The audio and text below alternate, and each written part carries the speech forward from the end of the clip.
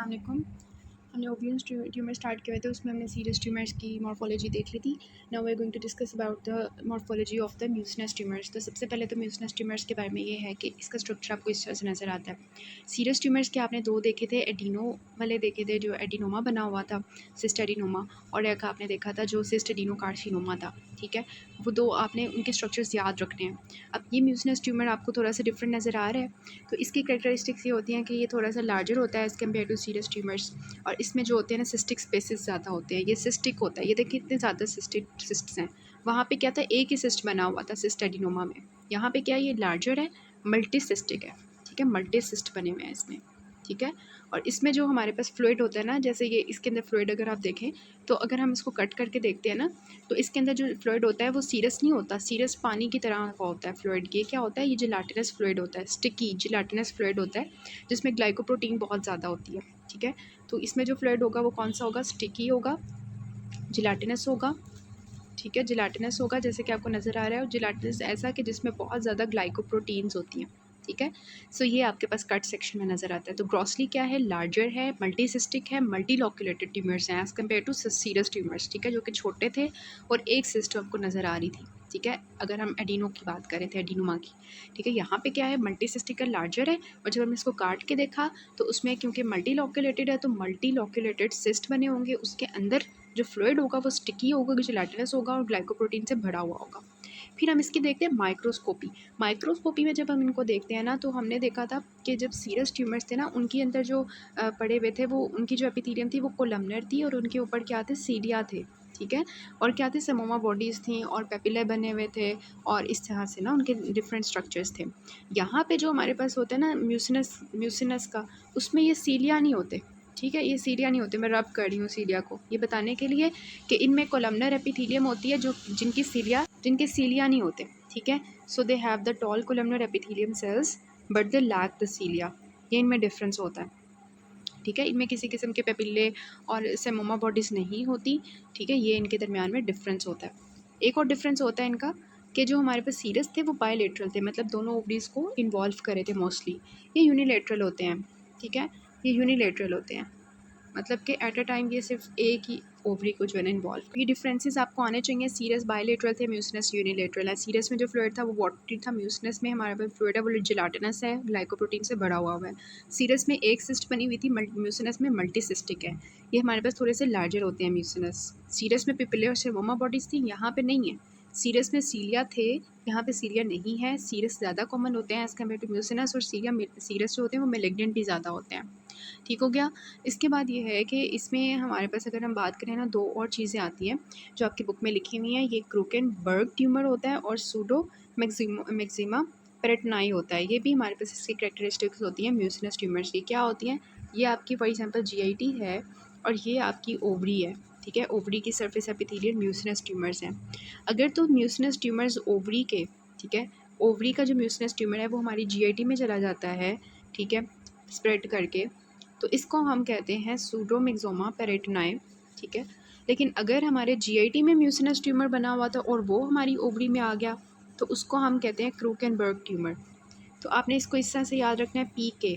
ठीक है, पी के मीन्स ये आपकी ओवरी है, जीआईटी है, तो हमारे पास जो ओवरी से जीआईटी में जाएगा वो पी है, और जो जी से ओवरी में आएगा, जीआईटी में ओवरी में आएगा, वो के है। ठीक है, सो पी इज़ द सूडोमिक्सोमा पेरिटोनाई, जिसमें आपको क्या मिलता है, आपको जो mucinous tumour of the ovary होता है वो जीआईटी में चला जाता है। ठीक है, और वहाँ पे आपको जो है वो क्या मिलते हैं, इंट्रापेरिटोनियल इम्प्लांटेशन होती है म्यूसिनस मटेरियल की, इस म्यूसिनस मटेरियल की जो कि ओवरी में था। और हमारे पास जो क्रूकेनबर्ग होता है उसमें क्या होता है, जीआईटी का जो है ना यहाँ पे आ जाता है। अब खुद सोचें, जो हमारी जो होते हैं ना म्यूसिनस, हमने कहा कि मोस्टली ये यूनिलेटरल होते हैं, लेकिन अगर जीआईटी से हमारा ट्यूमर आ रहा है ना ओवरी की तरफ, तो वो इकट्ठे दोनों ओवरी में आएगा ना, एक ओवरी की तरफ तो जीआईटी से ट्यूमर नहीं आएगा ना। तो जो जीआईटी से ट्यूमर आते हैं ना, क्रूकेनबर्ग ट्यूमर्स, वो हमारे पास जो है ना बायलेटरल होते हैं, मींस दैट वो बायलेटरल ओवरीज इन्वॉल्व कर देते हैं। वैसे हमारी हम देखेंगे तो एक ही ओवरी इन्वॉल्व होगी, तो हम कैसे पता लगाएंगे कि जो है ये ओवरी का ट्यूमर है या जीआईटी से बन के आया है। तो ये हमें इससे क्लू मिल सकता है कि हम अगर देखें ना दोनों ओवरीज़ के अंदर म्यूसिनस ट्यूमर्स हैं एपिथेलियम वाले, इट मींस दैट ये हमारी जीआईटी से आया हुआ है, क्रूकेनबर्ग ट्यूमर उसको हम कहते हैं। ठीक है, तो ये आपके एमसीक्यूज़ के लिए वाइवा के लिए बहुत इंपॉर्टेंट चीज़ है, क्रूकेनबर्ग ट्यूमर एंड द सूडोमिक्सोमा। फिर हमारी सरफेस एपिथेलियम में ट्यूमर्स आ जाते हैं एंडोमेट्रॉइड ट्यूमर्स।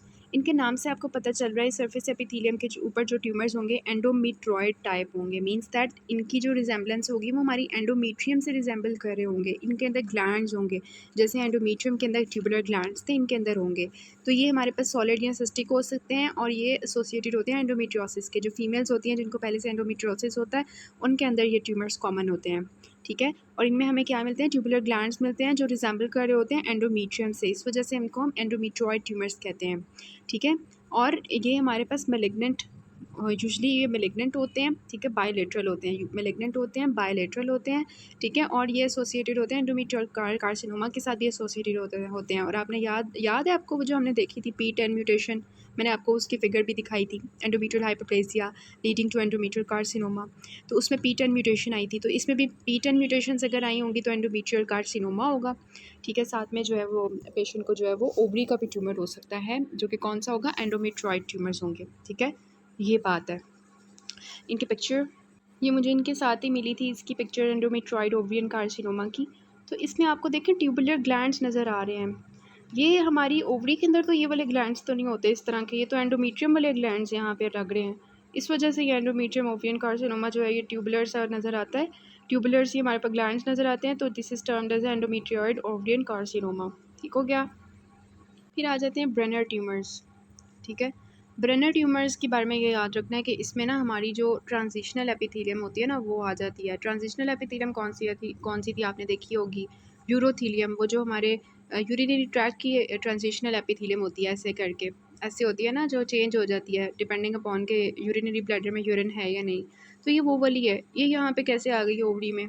अगर तुम्हारी ओवरी के सरफेस के ऊपर आपको इस तरह की मिले ना सरफेस एपिथेलियल ट्यूमर्स इस तरह के मिले जो ट्रांजिशनल टाइप हो, ट्रांजिशनल एपिथेलियम टाइप हो, तो उनको हम ब्रेनर ट्यूमर्स कहते हैं। ठीक है, सो ये हमारे पास होते हैं, मोस्टली बिनाइन नहीं होते, इतना तंग नहीं करते। जो हमने पीछे देखे हैं जो हमारे थे एंडोमेट्रॉइड ट्यूमर्स, वो मेलिग्नेंट थे। ठीक है, ब्रेनर जो होते हैं ये मेलिग्नेंट नहीं होते। ठीक है, इनकी जो है ना बहुत कैरेक्टरिस्टिक मैं आपको माइक्रोस्कोपिक अपीयरेंस बताती हूँ, यहाँ पर नहीं लिखा हुआ। ये देखें, ये ब्रेनर ट्यूमर है। ब्रेनर ट्यूमर को आपने याद रखना है कि ये हमारे ये कौन सी आपको चीज़ें क्या नज़र आ रही हैं, ये कॉफ़ी बीन्स हैं। ठीक है, तो ये जो ब्रेनर ट्यूमर्स होते हैं ना, इनकी करेक्टरिस्टिक फीचर होती है कि ये आपको कॉफ़ी बीन्स की तरह इनके सेल्स नज़र आते हैं। नज़र आ रहे हैं, ये बिल्कुल कॉफ़ी बीन्स की तरह है। ये देखें, इसको कंपेयर करें इसके साथ, ये वाला और ये वाला सेम लग रहे हैं ना। तो ये ब्रेनर ट्यूमर है कॉफ़ी बीन। ठीक है, सो ये आपने बुक पे अपनी ऐड कर लेना है कि ये आपको कॉफ़ी बीन अपीयरेंस देते हैं। ठीक है, ये आपका MCQ है, ये आपने ऐड कर लेना है। अदर ओवरियन ट्यूमर्स में आपके पास आ जाते हैं टेराटोमास। ठीक है, सरफेस एपिथेलियम हमने डिस्कस कर लिए हैं, सीरस, म्यूसिनस, एंडोमेट्रॉइड और ट्रांजिशनल, जिनको हम ब्रेनर ट्यूमर्स कह रहे थे। ब्रेनर ट्यूमर्स में करेक्टरिस्टिक चीज़ याद रखनी है, कॉफ़ी बीन न्यूक्लियाई। एंडोमेट्रॉइल और ये जो ब्रेनर ट्यूमर्स होते हैं ट्रांजिशनल एपिथेलियम होते हैं यूट्रस की, उससे रिजेंबल कर रहे होते हैं, उससे यूरिनरी ब्लैडर की ट्रांजिशनल एपिथेलियम से। और ये मोस्टली बिनाइन होते हैं, जबकि एंडोमेट्रॉइड जो होते हैं उनमें एंडोमेट्रियल लाइक ग्लैंड्स होते हैं ट्यूबुलर, जो मैंने आपको दिखाए भी थे। और ये जो होते हैं ये मेलिग्नेंट होते हैं मोस्टली। सीरस सबसे ज़्यादा मेलिग्नेंट होते हैं, और इन दोनों की हमने मॉर्फोलॉजी देख ली है। ठीक हो गया। अब हम बात करने लगे हैं किसकी, अपने ये वाले जर्म सेल ट्यूमर्स की, जिसमें we have the teratoma, most important yolk sac tumour, choriocarcinoma and dysgerminomas. सबसे पहले हम बात करते हैं टेराटोमास। अब ये देखें, टेराटोमास जो होते हैं इनमें ना हमारी, अब इनकी बात करें ना तो ये 15 to 20% होते हैं। हम ऊपर इसकी देख लेते हैं, वो जो आपको एक बहुत अच्छी फिगर दी हुई है बुक में, ये जर्म सेल ट्यूमर्स की, के जर्म सेल ट्यूमर्स जो होते हैं ये आपके 15 to 20% होते हैं। ठीक है, बात करने लगे हैं इनकी हम, इतने मेलिग्नेंट नहीं होते जैसे सरफेस एपिथेलियम थे। इनकी जो एज ग्रुप्स होती हैं वो 0 से 25 होती हैं, मींस ये 20+ थे, ये 20 से पहले भी हो सकते हैं जर्म सेल ट्यूमर्स। क्यों? क्योंकि ये जर्म सेल्स हैं ना, छोटे मतलब एम्ब्रियोनल टाइप हैं, तो ये सारे इनके अंदर आ जाते हैं। तो मैंने आपको यही बताया कि जर्म सेल ट्यूमर जो हैं वो कंप्राइज करते हैं 15 to 20%। First 2 decades of life में भी हो सकते हैं, जो कि हमारे सरफेस एपिथेलियम नहीं थे, वो 20 के बाद हो रहे थे। ठीक है, अब इनकी ना 3 टाइप्स होती हैं, एक मेच्योर होते हैं, एक इमेच्योर होते हैं। ठीक है, ज़्यादातर यही होते हैं, इमेच्योर और मेच्योर, और एक होते हैं स्पेशलाइज्ड टाइप वाले। ठीक है, मेच्योर क्या होंगे, टेराटोमास। टेराटोमास होते क्या हैं, टेराटोमास ऐसे हमारे ट्यूमर्स होते हैं मेच्योर की अगर हम बात करें तो उसमें ना हमारी तीनों जो जर्म्स लेयर्स होती है ना, एक्टोडर्म, एंडोडर्म, मेसोडर्म, उन सब से हमारे पास जो है ना चीज़ें आ रही होती हैं। ठीक है, इनको हम डर्मोइड सिस्ट भी कहते हैं। दिस इज़ योर एमसीक्यू के टेराटोमा का जो दूसरा नाम होता है, कॉमन डेजिग्नेशन इनकी क्या होती है मेच्योर सिस्टिक टेराटोमास की, दीज आर डर्मोइड सिस्ट। ठीक है, अब इनमें देखें हर चीज़ आ रही है। इनके अंदर हमें दांत मिलते हैं, इनके अंदर हमें स्पेशल सिक्रीशंस, बाल मिलते हैं, इनके अंदर हमें जो है बोन एंड कार्टिलेज मिल रही होती है। इनमें हमें जो है जीआईटी की एपिथेलियम मिल रही होती है, ब्रोंकियल एपिथेलियम मिल रही होती है। ठीक है, ये बहुत इंपॉर्टेंट चीज़ें हैं जो हाईलाइट किए हैं, यही करनी है बस आपने। ठीक है, तो क्या है, तीनों जर्म लेयर से चीज़ें आई होती हैं और हमें नज़र आ रही होती हैं। जैसे मैं आपको फिगर में दिखाऊँ, ये फिगर है आपकी टेराटोमा की, ये नज़र आ रहे हैं आपको, बाल नज़र आ रहे हैं। ये देखिए, ये अगर टेराटोमा मिच्योर बना हुआ है तो इसमें सारी चीज़ें मिल रहे होंगे, दांत मिल रहे होंगे, ठीक है, बाल मिल रहे होंगे, ठीक है, एपिथेलियम मिल रही होगी, हमारी ब्रोंकियल की, हमारी एपिथेलियम जीआईटी की मिल रही होगी, सारी जर्म लेयर्स से हमारी चीज़ें आ रही होंगी इसमें। और इसकी मोस्ट इंपॉर्टेंट चीज़ होती है कि कभी कभार ना ये टेराटोमास ओवरी के अंदर जब बनते हैं ना, जर्म सेल ट्यूमर्स है ना, उनकी टॉर्जन करवा देते हैं तो इमरजेंसी हो जाती है। फिर पेशेंट को बहुत ज़्यादा पेन के साथ आता है, एब्डोमिनल पेन, बहुत ज़्यादा पेन स्टार्ट हो जाती है, तो इमरजेंसी में भी हमें वो ठीक करना पड़ता है, टॉर्जन हो जाती है। This is your MCQ. और ये भी आपका एमसीक्यू है कि ये लिम्बिक एंसेफेलाइटिस भी करवा सकते हैं टेराटोमास। ठीक है, सो ये टेराटोमास की मैंने आपको पिक्चर दिखा दिया है। ये आपके मिच्योर हैं, मिच्योर ऐसे होते हैं जिनमें आपको नज़र आ रहे होते हैं बाकायदा बाल वगैरह मिच्योरली नज़र आ रहे होते हैं। अगर आपको ये नज़र नहीं आ रहे होते ना डिफ्रेंशिएटेड स्ट्रक्चर्स, बस आपको मतलब ऐसे हल्ला गुल्ला मिला होगा ना, मतलब जिसमें आपको पता ही नहीं चल रहा होगा बाल किधर हैं, दांत किधर हैं, वगैरह वगैरह, तो उनको हम कह देंगे इमेच्योर मैलिग्नेंट। जिसमें इमेच्योर एलिमेंट्स होंगे, आपको पता ही नहीं चल रहा होगा कि डिफ्रेंशिएट ही नहीं हो रहा होगा बाल कौन सा है, दांत कौन से हैं, बोन कौन सी है, कार्टिलेज कौन सी है, हल्ला गुल्ला मचा होगा उधर। एग्रेसिव होते हैं, ये ज़्यादा मेटास्टाइज करते हैं, बस इतना पता होना चाहिए। स्पेशलाइज्ड टेराटोमास इंपॉर्टेंट है ये कि हमारे पास जो स्पेशलाइज्ड टेराटोमास होते हैं ना, इनमें स्पेशलाइज्ड टिश्यू होता है एक किस्म का। फॉर एग्जांपल एक हमारे पास टिश्यू हो जाता है, इसको हम कहते हैं stroma ovarii. This is your very important thing. Stroma ovarii क्या होता है, वो वाला टेराटोमा जिसमें थायराइड टिश्यू होता है, मेच्योर बना होता है, और वो थायराइड टिश्यू क्या कर रहा होगा, T3 T4 प्रोड्यूस कर रहा होगा, जिसकी वजह से पेशेंट हाइपरथायराइडिज्म के साथ आएगा। ठीक है, सो ये इंपॉर्टेंट हो गए। टेराटोमास हो गए, टेराटोमास की ये पिक्चर याद रख लेनी है। मेच्योर टेराटोमास, इमेच्योर और स्पेशलाइज्ड याद रखने हैं। मेच्योर में इस तरह से नज़र आएगा, इमेच्योर में ये सारा हल्ला गुला मचा होगा, कुछ समझ नहीं आ रही होगी कौन से बाल हैं कौन से दांत हैं। ठीक है, और जो हमारे पास होते हैं स्पेशलाइज्ड, उसमें स्पेशलाइज्ड टिश्यू होगा। फॉर एग्जांपल मोस्ट कॉमन आपका थायराइड वाला होता है, जिसमें जो एक्चुअली आपके पास हाइपरथायराइडिज्म के साथ पेशेंट आता है। अब आ जाते हैं बाकी जो हमारे पास जर्म सेल ट्यूमर्स हैं, इसमें डिस्जर्मिनोमास हैं और कोरियोकार्सिनोमास हैं। ठीक है, जो हमने पढ़ने हैं। इसके अलावा जो बुक में नहीं लिखा हुआ यॉर्कसेक ट्यूमर भी है, वो भी मैं आपको बताती हूँ। डिस्जर्मिनोमास जो होते हैं ना, ये हमारे पास यॉर्कसेक ट्यूमर 0 से 20 ईयर्स में हो रहे थे, ये 20 to 30 ईयर्स में होंगे। ठीक है, इनकी बात ये है कि जो हमारे मेल्स के अंदर सेमिनोमास होते हैं ना, ये उनके काउंटर पार्ट्स होते हैं। कि अगर मेल्स के अंदर सेमिनोमास हैं तो फीमेल्स में उनके मुकाबले में क्या होंगे, डिस्जर्मिनोमास होंगे। ठीक है, ये सारे मेलिग्नेंट होते हैं, बहुत इंपॉर्टेंट कैरेक्टरिस्टिक इनकी कि डिस्जर्मिनोमास आर ऑल मेलिग्नेंट। ठीक है, ये बिनाइन नहीं होते, और इनकी ये जो होते हैं ना रेडियो सेंसिटिव होते हैं। मीन्स दैट अगर इनको रेडिएशन से हम इनको मारने की कोशिश करें तो पेशेंट ठीक हो जाता है। ठीक हो गया, इनकी पिक्चर मैं आपको दिखा देती हूँ डिस्जर्मिनोमास। तो डिस्जर्मिनोमास की मुझे पिक्चर इतनी अच्छी मिली नहीं थी। देखें, ये फ्राइड एग शेप्ड होते हैं, जैसे अंडे की जर्ती होती है ना, दरमियान में इस तरह से बड़ी होती है, ये भी हमें उसी तरह नज़र आ रहे होते हैं डिस्जर्मिनोमास। ठीक है, अच्छा, इनकी ना अब फ्राइडे के पेरेंट्स सिर्फ इनमें नहीं होती। ये देखें डिस्जर्मिनोमास हैं ये वाले। अब फ्राइडे के पेरेंट्स बहुत से ट्यूमर्स में होती है, आपने जो याद रखने हैं, जो अभी तक मैंने आपको पढ़ाए हैं ना, उसमें से मैंने आपको लिगोडेंड्रोग्लाइकोमा पढ़ाया था, जिसमें फ्राइडे के पेरेंट्स थी इस तरह की ना, अंडे की जर्दी दरमियान में बड़ी होती है इस तरह से। तो सेमिनोमास के अंदर और डिस्जर्मिनोमास, क्योंकि सेमिनोमास भी हमारे पास मेल में काउंटर पार्ट होते हैं, तो डिस्जर्मिनोमास फ्राइडे के पेरेंट्स देते हैं। तो ये आपने अपनी बुक पे लिख लेना कि ये जो हमारे पास होते हैं डिस्जर्मिनोमास, उनकी फ्राइडे के पेरेंट्स आती है। ठीक है, आपकी बुक में यॉर्कसेक ट्यूमर नहीं लिखा हुआ, उसके बारे में बस आपको ये एमसीक्यू के लिए पता होना चाहिए कि यॉर्कसेक ट्यूमर्स में हमें शिलर ड्यूअल बॉडीज़ मिलती हैं। ये शिलर ड्यूअल बॉडीज़ जो होती है ना, ये जो हमारे किडनी के ग्लोमेरुलाई होते हैं ना, उनसे रिजेंबल कर रहे होते हैं। दिस इज़ योर एमसीक्यू, अपनी बुक पे लिख लें। यॉर्कसेक ट्यूमर जो हमारे जर्म सेल ट्यूमर्स का पार्ट होता है, उसमें हमें ये शिलर ड्यूअल बॉडीज़ मिलती हैं, जिसमें ग्रेनुलोमा लाइक स्ट्रक्चर्स होते हैं, जो ग्लोमेरुलस होते हैं ना हमारे किडनी के, उस तरह के। अब ग्लोमेरुलाई में आपने देखा होगा ना, वो पेराइटल लेयर होती है, विज़रल लेयर होती है, और दरमियान में कैपिलरी होती है। तो इसी तरह ये देखें, इसकी पेराइटल लेयर होती है, विजुअल लेयर होती है और दरमियान में सेंट्रल कैपिलरी होती है, तो ऐसे लग रहा होता है जैसे ग्लोमेरुलाई वो पड़े हुए हैं ना, तो इस वजह से इनका नाम होता है यॉर्क साइड ट्यूमर्स का शिलर ड्यूबल बॉडीज़। ठीक है, ये आपने एमसीक्यू के लिए याद रखना है। This is actually the Schiller Duval body, इसमें हमारे पास पेराइटल एपिथेलियम होगी, विजुअल लेयर होगी, और फिर we have the central capillary.